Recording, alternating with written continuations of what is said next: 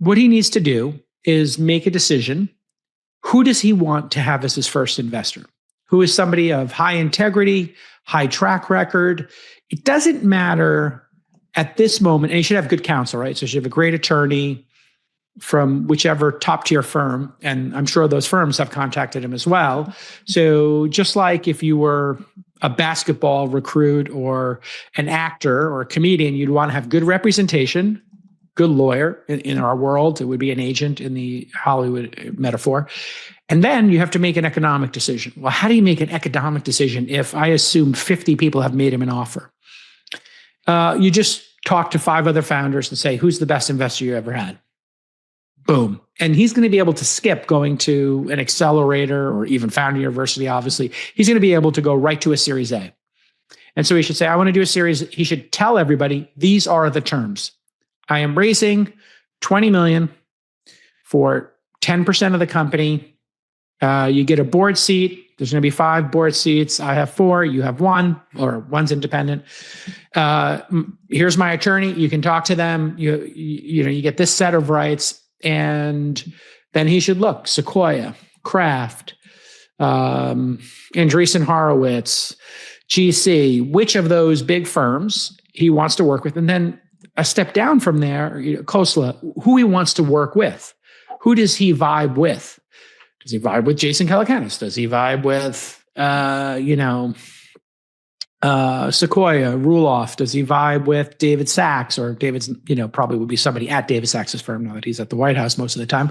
You would pick who you vibe with, and then you'd have a conversation and you just narrow it down. Now, what's going to happen is then people are going to outbid. So the people with low reputation would want to outbid the other people. So they'd say, well, I'll give you $30 million for 20% of the company. I'll give you $50 million for 20%. And that can get a bit, that can get a bit crazy. What you want to do, though, is avoid just taking the biggest number, and you want to go with the best reputation. Best reputation, most thoughtful person who's been in the industry the longest. The other possibility is to say, I'm raising $20 million for 10% of the company, and I'm going to do a party round. You can take up to $4 million, and I'm going to have 5 different firms put in $4 million each, and I'm building a bit of a brain trust. Some people might not like that, but they might make the bet anyway because there's so much money in the world, and this is lightning in a bottle. Larry and Sergey did that with Kleiner Perkins and Sequoia. They said, we're famously going to give you half each. They both said, no, we want the whole thing or nothing. And they called their bluff, and sure enough, they split the baby. Yeah. And he did create a previous company called PSPDF Kit, which is a PDF technology company. And so he's been a founder before. He might know a little bit of the show, kind of what it takes, kind of what he needs to do. He might already have some money in his back pocket for a project like this. Is there a world where he doesn't even need to raise? No, there's no world in which he should not raise. That's interesting. This project is so great. He should just take the money. It's a once in a lifetime opportunity. And if he doesn't, it would be a giant mistake. This would be like creating the IP for Superman or the IP for Star Wars and not going for, you're George Lucas, you've got the script for Star Wars, you've, got some treatments, and Fox says, 20th Century Fox says, we'll produce it, we'll distribute it, we'll give you the money for it. And then, hey, you've got all the cards because there's so much competition. And he said, yeah, I'll do it with you. I get the sequels and I get the merchandise. And that's what Lucas was able, because of how desirable Star Wars was and the sequels. He said, I just want to own the sequels.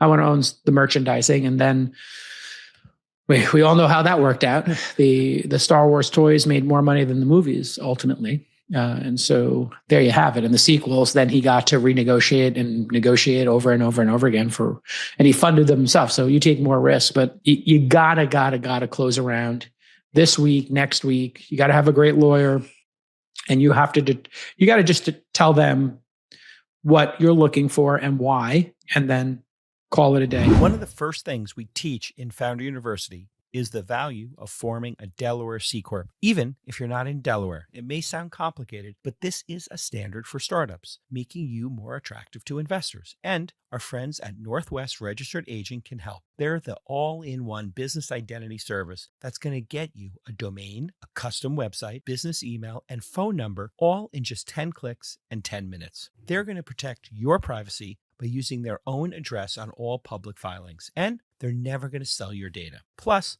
Northwest Registered Agent has all sorts of free tools and resources to ease the process of becoming a first-time founder and ensure that you can focus on building your business, not administrative tasks and paperwork. So get more from your Delaware C Corp with Northwest Registered Agent. Learn more at northwestregisteredagent.com/twist.